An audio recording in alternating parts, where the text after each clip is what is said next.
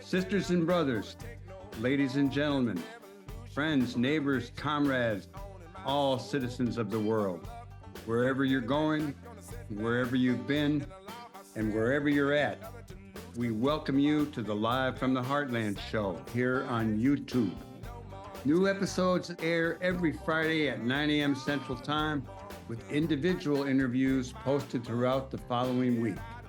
I'm your host, Michael James, encouraging you to take the chain from the brain, to get back in the people's game, because it's time to move from the lower level to the higher, from the shallower to the deeper, from the one-sided to the many, and from the abstract to the concrete. So, without further ado, let's get it on. Hello, all you citizens of the world. Once again, it's Michael James, and I'm here with another edition of the Live from the Heartland show. And, you know, we originate out of the 49th Ward in Chicago, but I'm not there. I'm in Hawaii. I'm in Honolulu.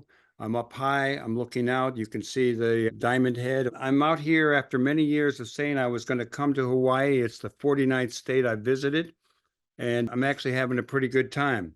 I took a ride with my friend Mike McGraw Piranha. Many of you may know him from the Piranha Brothers that were long in Chicago, but he's been out here for years doing music. And we took a long ride yesterday. We went up to the North Shore.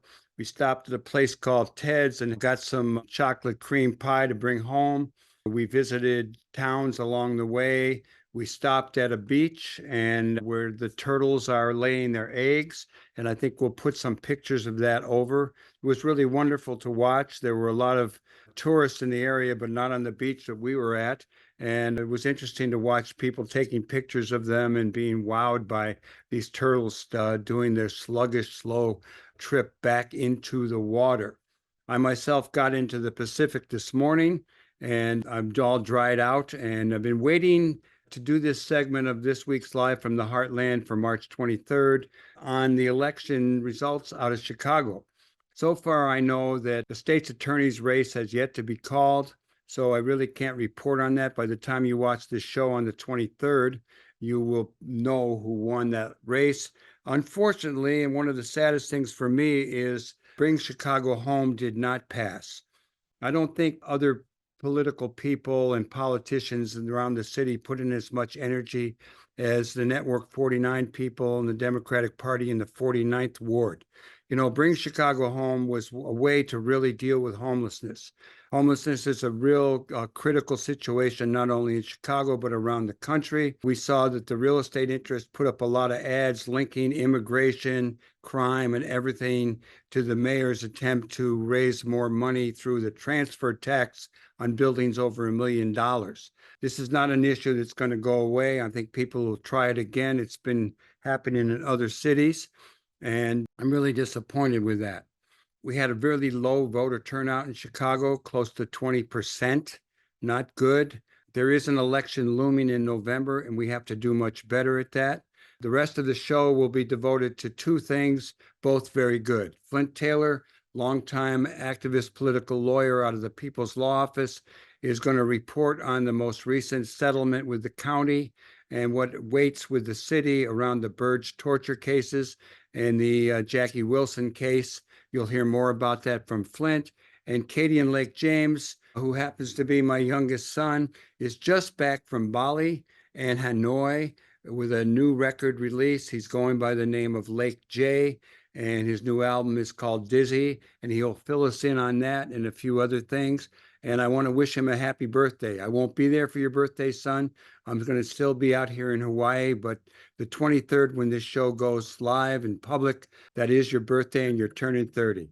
So everybody enjoy the show. Get ready. We're going to hear some music. We're going to hear some good political information. And I'll be back next week with another edition of Live from the Heartland, which we'll record out here in Hawaii. Okay, here we go. We're going to take a musical break, and we'll be right back with our first guest.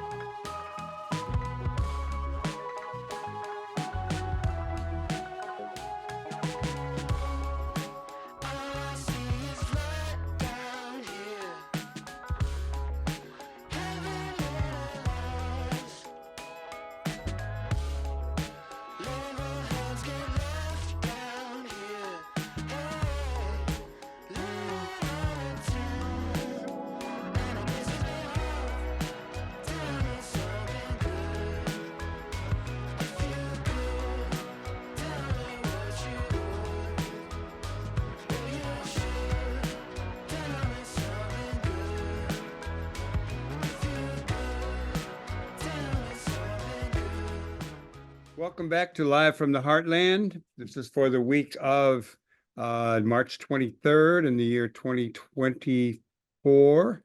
And I'm still Michael James, and it really gives me a lot of pleasure to bring on our next guest for this segment of Live from the Heartland, a longtime friend, Flint Taylor, a progressive lawyer who goes back, along with me and a bunch of other people still around, to the days of the Rainbow Coalition with the Black Panther Party, the Young Lords Organization, the Young Patriots Organization, and Rising Up Angry.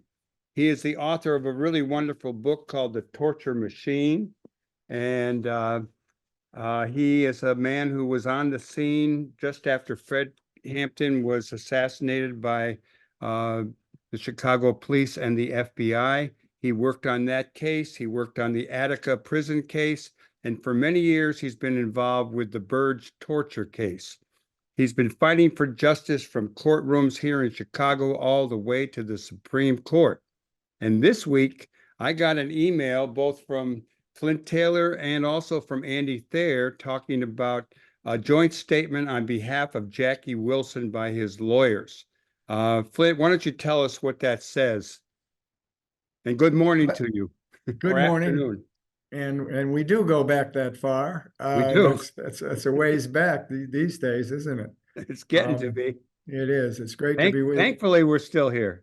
Yeah. It's great to be with you. Yes, it was a really good day for Jackie Wilson on Wednesday and Thursday of this week when the county board approved a record-making $17 million settlement for their role, that being the state's attorney of Cook County's role in his torture by Burge and the 36 years he spent in the penitentiary after being wrongfully convicted for the killing of 2 Chicago police officers. And that's the statement that we and the WLUW firm put out jointly because we jointly represented Jackie in his civil rights suit over the last 6 or actually, let's see how long it's been. We've represented Jackie since 2015. I was involved along with some of my partners in the initial Wilson case, that being Andrew Wilson's case, who was tortured along with his brother Jackie. And I got into that case in the mid-'80s. So this is a case that has been going on as kind of the centerpiece of the Burge torture scandal and our involvement in it to fight against torture and to expose it now for 35, 37, 38 years.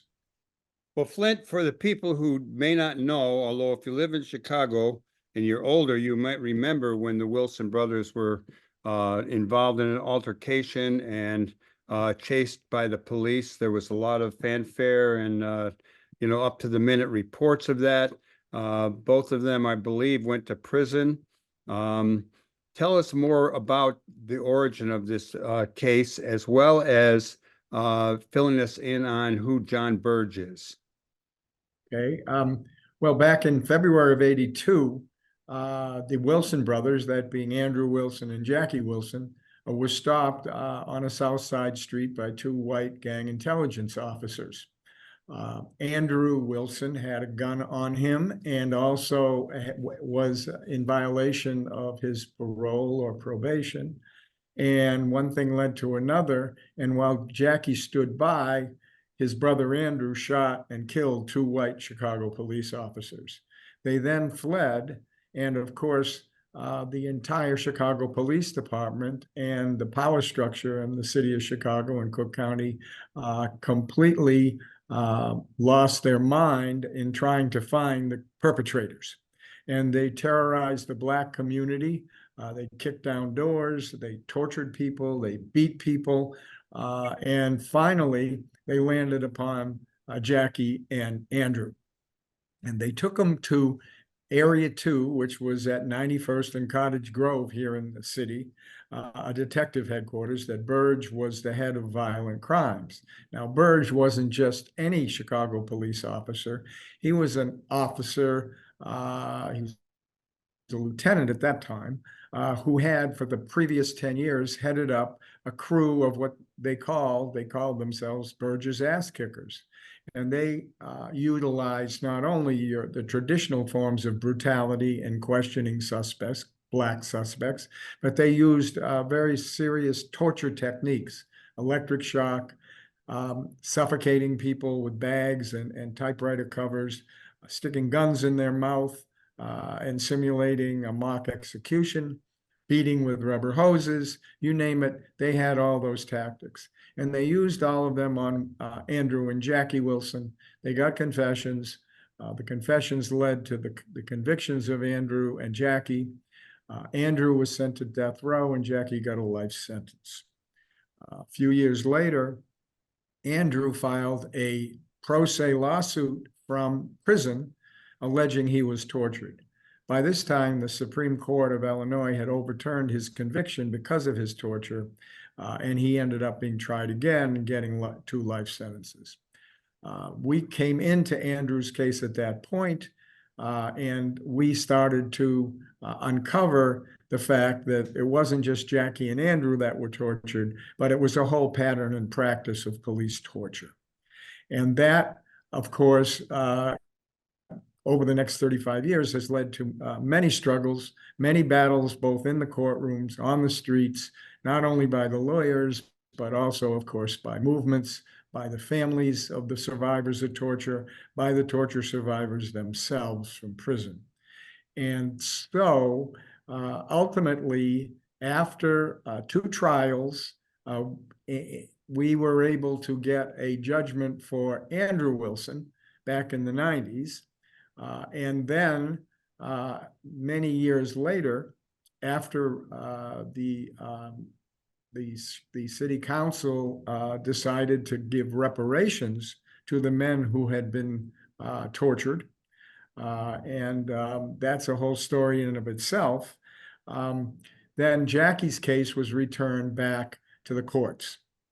And so that's where we were able to establish that his confession was tortured out of him. We got a new trial. At the new trial, we ultimately forced the prosecutors to dismiss the case, and the judge granted Jackie a certificate of innocence back in 2020. This allowed him to go to federal court and to sue all the people who had wrongfully convicted him and who had tortured him.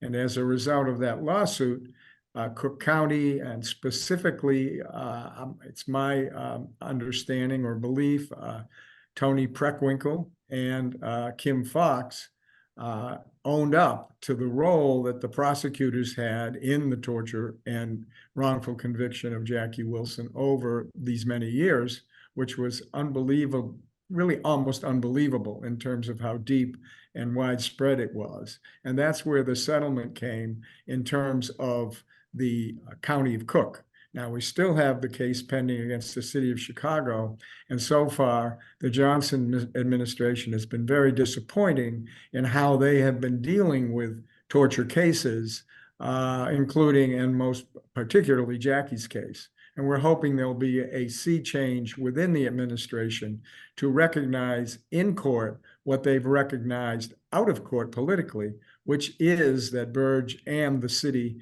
had this longstanding pattern and practice of police torture, and that the men who were tortured should be properly compensated for that. So is the $17 million settlement, who does that go to, besides probably some lawyers? Oh, it doesn't, it goes to Jackie. Yes. Yeah, it goes to Jackie. Certainly will be compensated for all the work we put in over these many years. But it is a fair settlement in terms of what the county involvement was, the state's attorney's involvement, starting with Richie Daley and starting with the prosecutor who was in Area 2 and participated with Burge in making sure that Jackie and Andrew were tortured, and then was involved in the cover-up. And it goes all the way, Mike, to the present day, when one of the prosecutors of Jackie came into the trial, the third trial, the one we had in 2020, and committed perjury in terms of an informant that he had used in the second trial back in the 80s, and where he was covering up the fact that this informant he still had a relationship with him, and that the informant was still alive in England.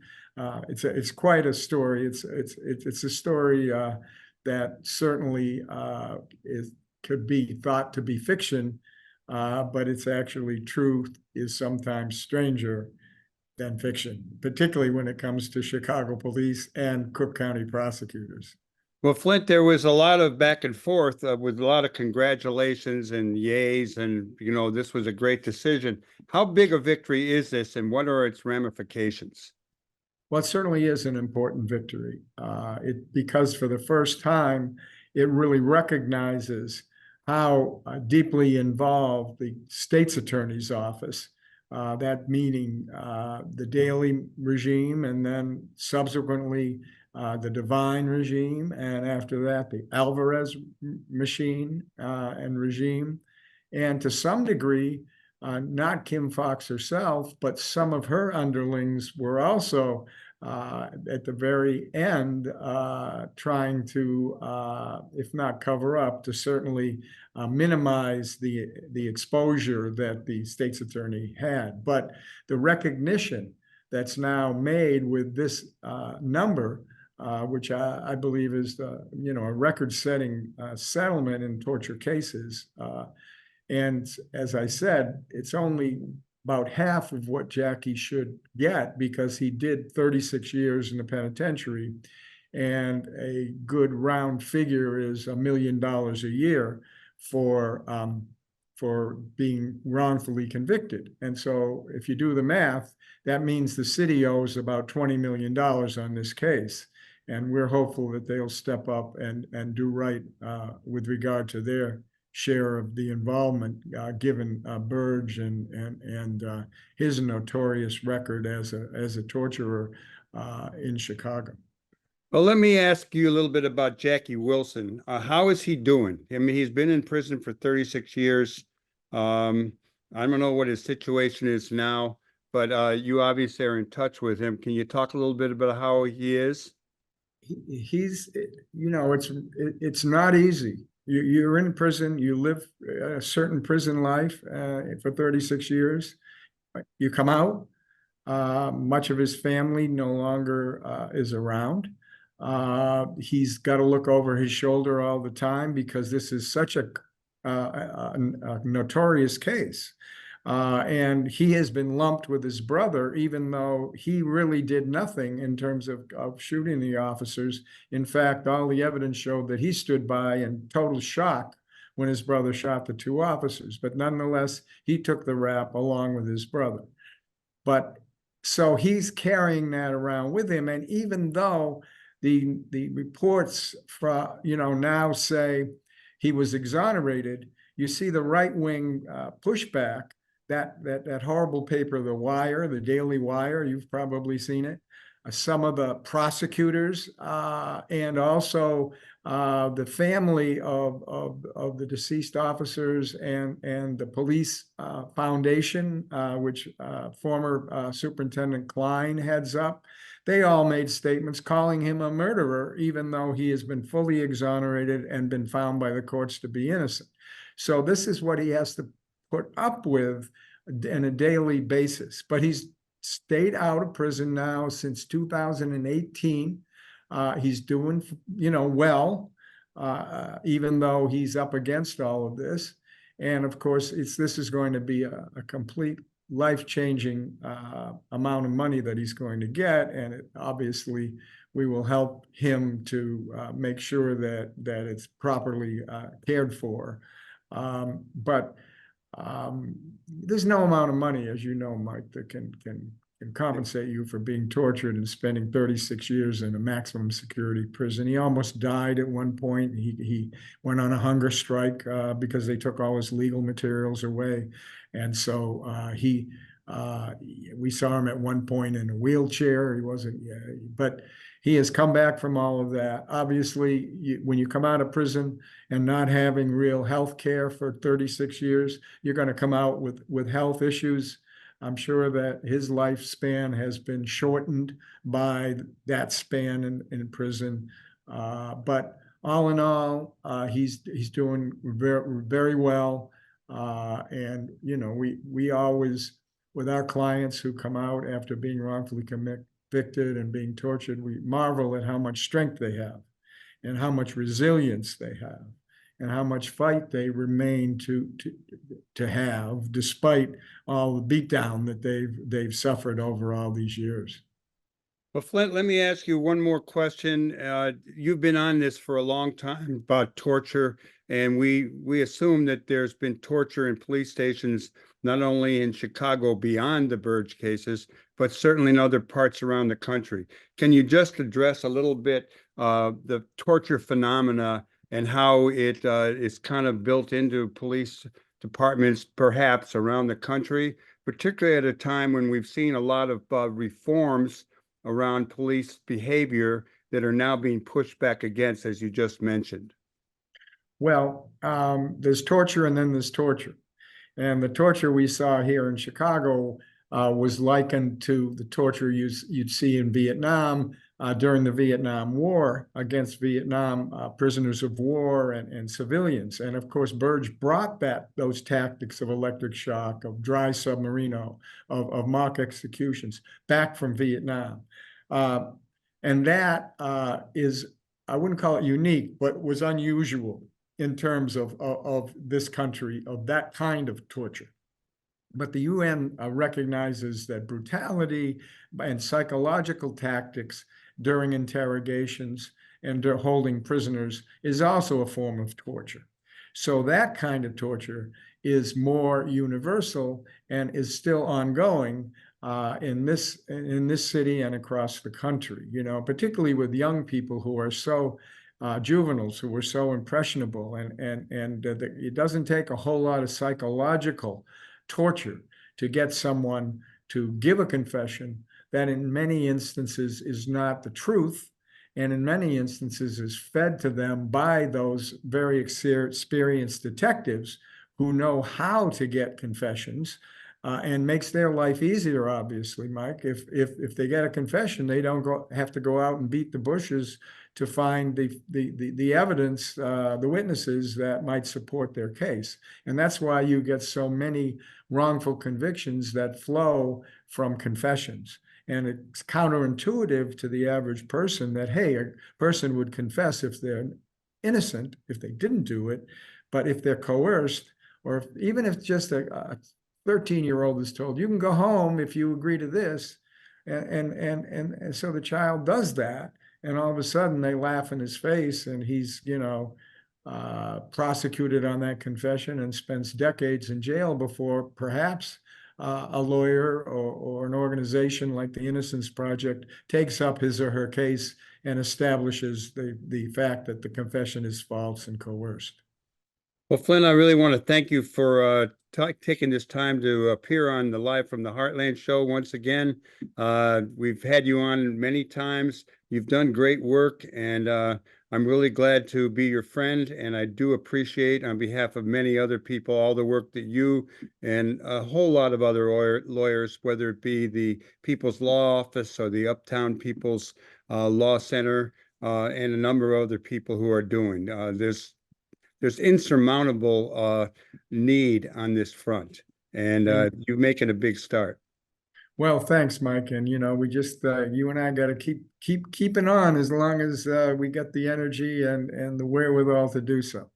Right on. So whatever you're doing, if you're still running or swimming, keep it up, brother. You too. You All too, right, Michael. everybody else, we hope you're doing good, and we're going to take a musical break, and we'll be back with more Live from the Heartland.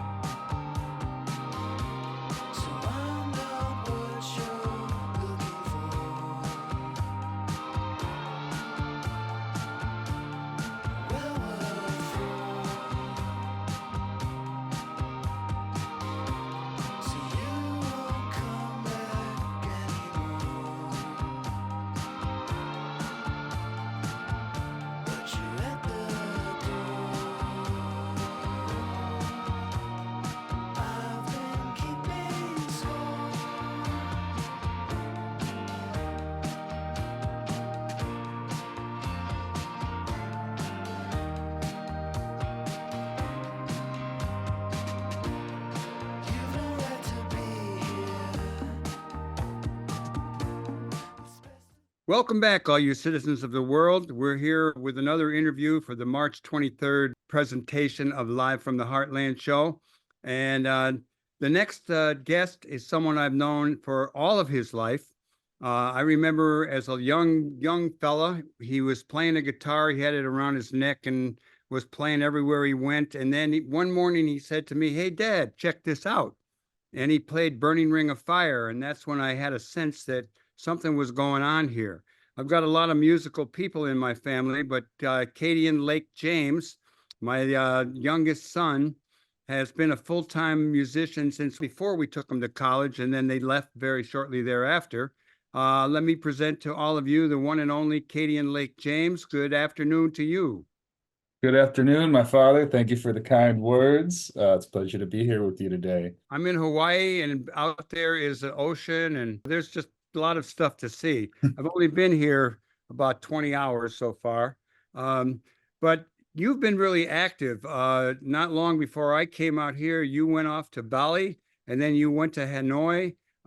You've had a beautiful review in the Aquarian Drunkard of your new album, Lake J and Dizzy, and you were on Chicago Public Radio. How about you take a few minutes, Cade, and fill us in on your most recent activities? Yeah, well, I put out my debut solo record, Dizzy, under the name Lake J, which is just Cadien Lake James, it's part of my name. But put that out on the 1st of March. I've been working on it a long time, starting in the genesis of your attic over the pandemic when I was living there.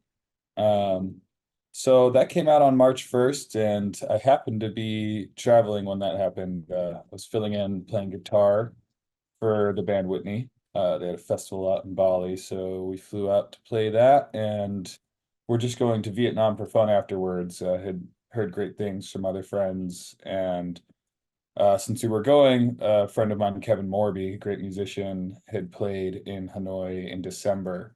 So I reached out to him to see about setting up my own show since I was going to be there anyways. And a lot of the gentlemen in Whitney played on my record, so they already knew the songs. Julian's been drumming with me for the last 3 or 4 shows I've done for Lake J in the States here. So yeah, we set up a show and played a Lake J set in Hanoi, which was a very special experience, and generally just had a good time kind of celebrating being together. And it was funny that my record came out that week and everyone who was on the trip had played on the record and contributed to it. So it felt like a little quasi celebration of the record coming out.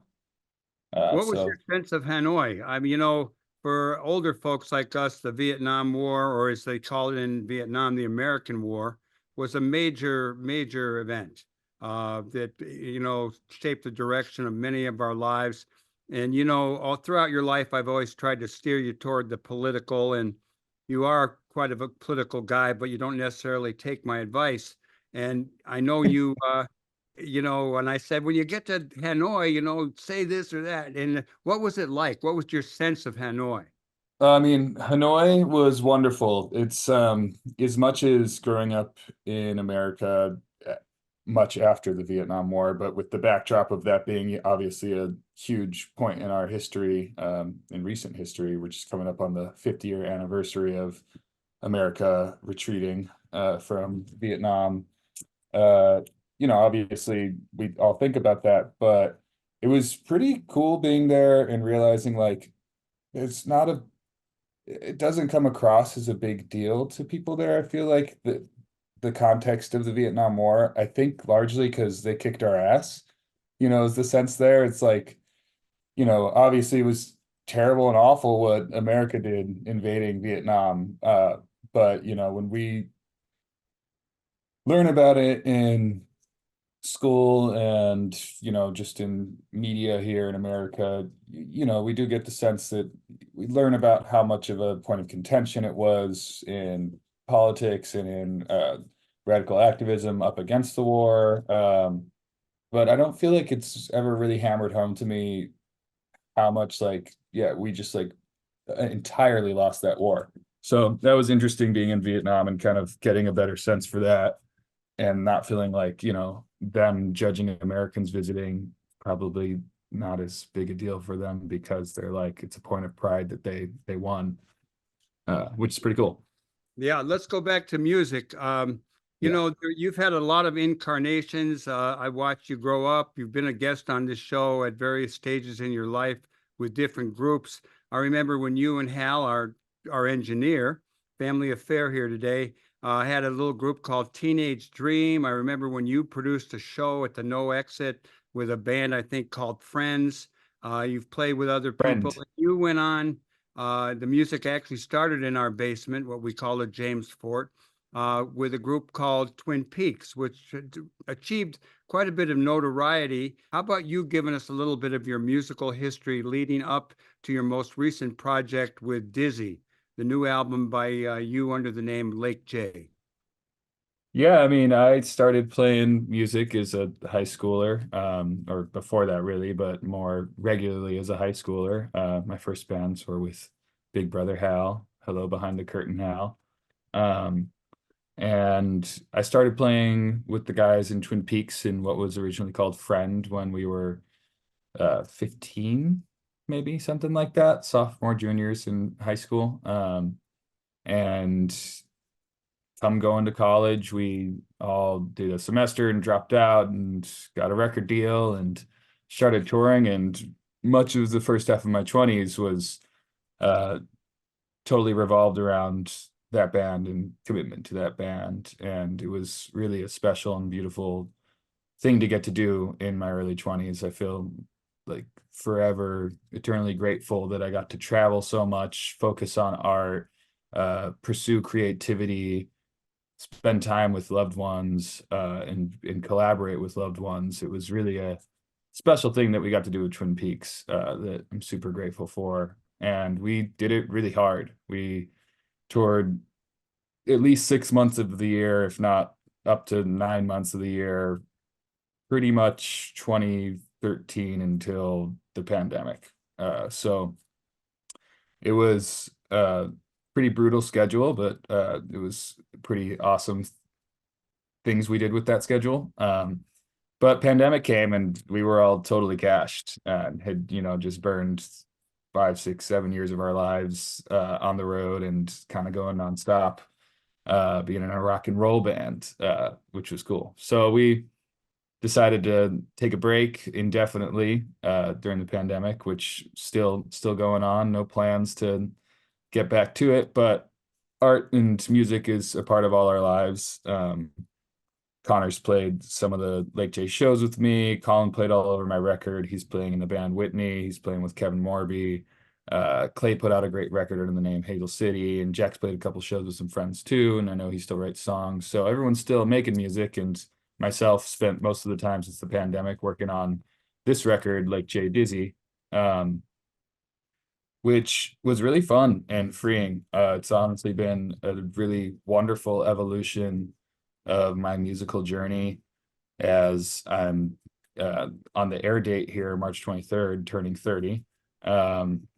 So it's been really cool getting to focus on making music for myself without any expectations about what it's meant to do for me or any pressure for people liking it. It's just something I do because I can't help but to write songs, and it makes me feel good to spend times making little sonic worlds, so it's been a cool transition.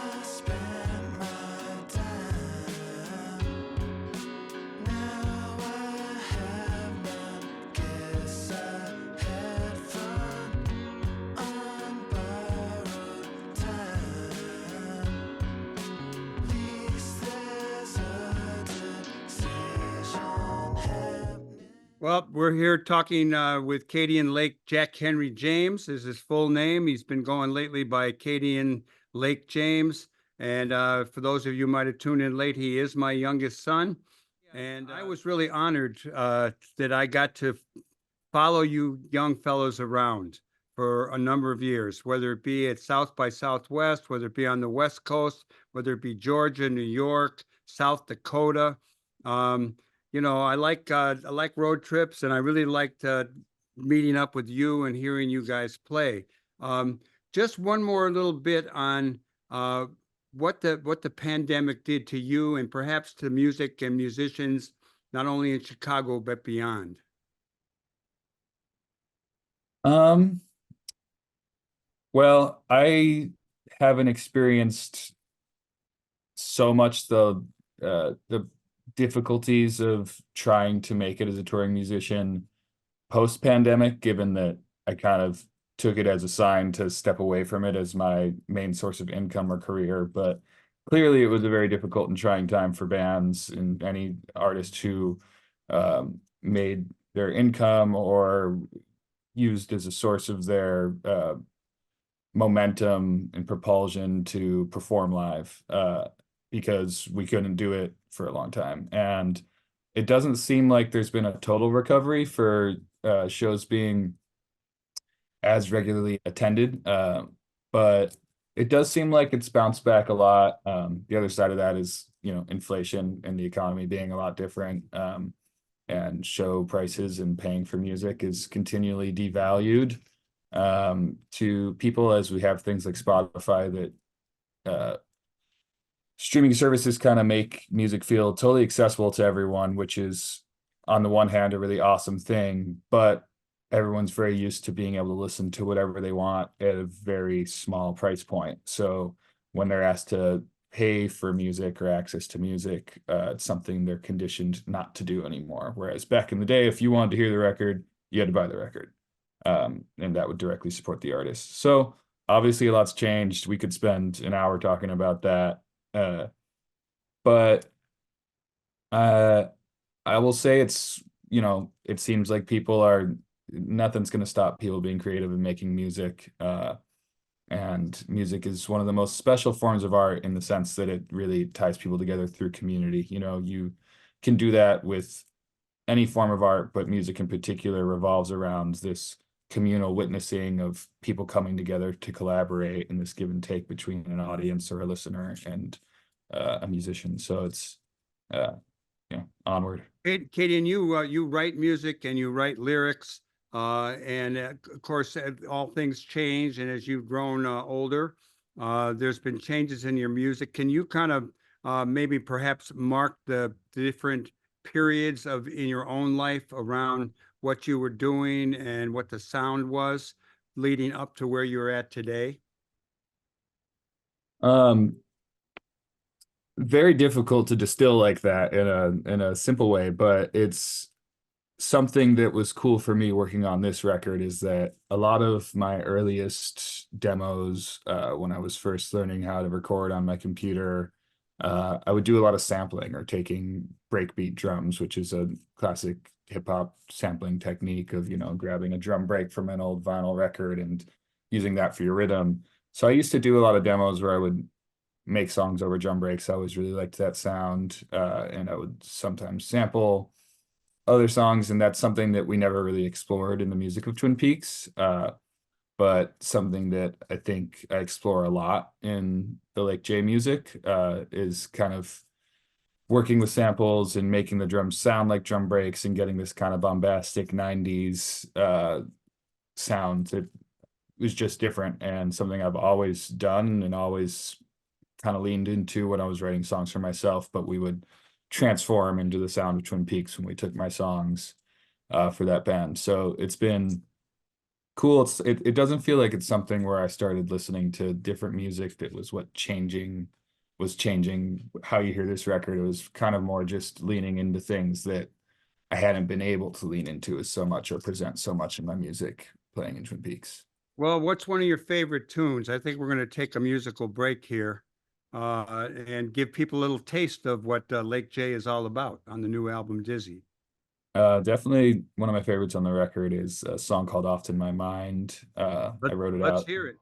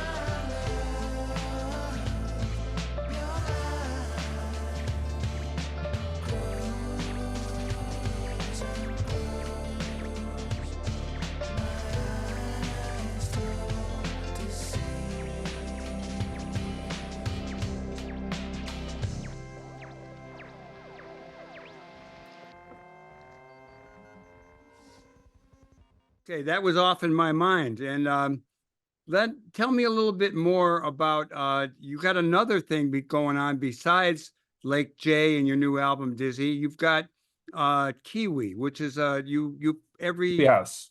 tell me what that's about. I hear it. Yeah, your mom is playing it, and you're on the internet, and I'm listening to another version of Cadien Lake James's music. Yeah, Kiwi House is for the deep heads. That's some very odd music. It's I have a monthly radio show called Kiwi House that's aired on a internet radio station at beloved.wtf.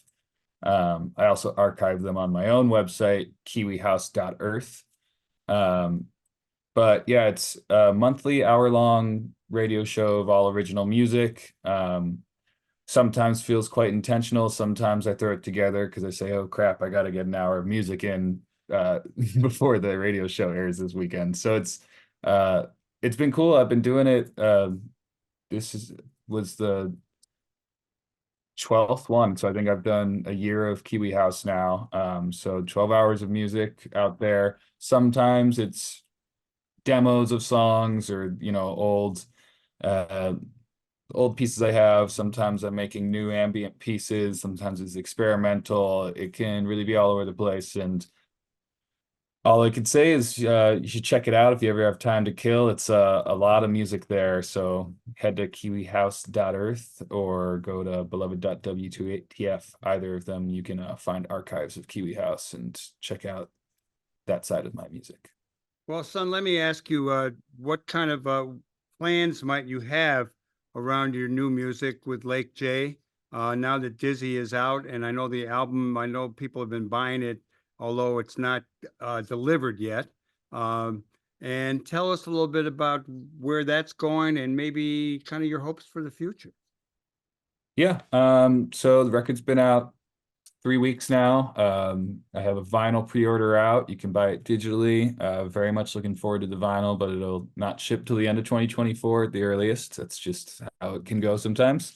But I've been really glad to share music again and have it out there. And I don't have a ton of plans. I'm looking forward to making more music. Working on another record, going to continue doing Kiwi House. And whenever there's cool opportunities to play shows with people whose music I love or in a cool location, I'll do them as it sounds fun to me, but kind of moved on to a new era of music in my life where it's more of a hobby and something I do because I really enjoy it and not something I feel like I have to promote or have to do XYZ for, so just living, making music, enjoying life, and onward. And I did see you had a show a few weeks back at the Empty Bottle, Mhm. and there was someone you else performing on the bill, and that person I believe was also on your album. You want to tell us about Yeah, that show? Yuma Abe is awesome Japanese artist. I found out about his record because my favorite artist of all time, Hiromi Hosono of Yellow Magic Orchestra fame, Japanese artist, he mixed Yuma's first record and all of his other records too now. But found out about Yuma and we had connected over Instagram and became friends. And when I was working on my record, I asked him if he wanted to sing something on it because I had some space for something and just thought it'd be fun and cool. And he did and added a wonderful part to the song 10 to the Day. Um, and so I saw he was playing Chicago and I reached out to see if I could play the show with him so we could finally meet in person. And it was really, really wonderful show. It was great that was the first time I was playing Lake J music with people having heard any of the songs recorded. I just released the first single that week, so it was a fun experience and people were perhaps a little more engaged than the first couple of times I played all these songs no one had heard with no way to listen to them afterwards. Well, as someone who really put in 8 years on the road, still a young guy, and is still active, went through various incarnations. Do you have any advice to younger musicians? Um, just play a lot. It's I think the most important thing with music is that you're doing it for the right reasons. And uh as with any art, it's like it can get muddied up when you are doing it because you want to be successful doing it. That's a recipe in life for disappointment or pressure. And the best art comes from joy. Uh, I really believe that. Or, it can be sadness, but it comes from emotion, not from a goal. Um, so I'd say, just if music makes you feel good and you desire to make music and to connect with yourself or other people through the medium of music, do it as much as you can. Play your instrument as much as you can, play with other people, uh, explore, that's just life in general though. Just follow emotion, I would say. Well, son, it's always good to talk to you. Sometimes I don't see you as often as I like, but you always uh, you always make me happy when I chat with you about what's going on. All power to the people. That comes at the end of the show, but that Yeah, works. but I said it right now. You're the guy, son. And I'm not going to be there for your birthday, so I'm wishing you a very happy birthday. How old are you going to be now? 30 years old. Happy birthday, Katie, and I'm so glad you came on the show. Everybody else, I want to thank Flint Taylor, who was also a guest on this show. I want to thank our engineer, your brother Hal James. I want to thank our co-producers, Katie Hogan, Tom Clark, and Lynn Orman. And we will be back next week with more Live from the Heartland. So everyone, continue to do good in the world. The world needs all the good that you do, that I do, that we do together, and all power to the people.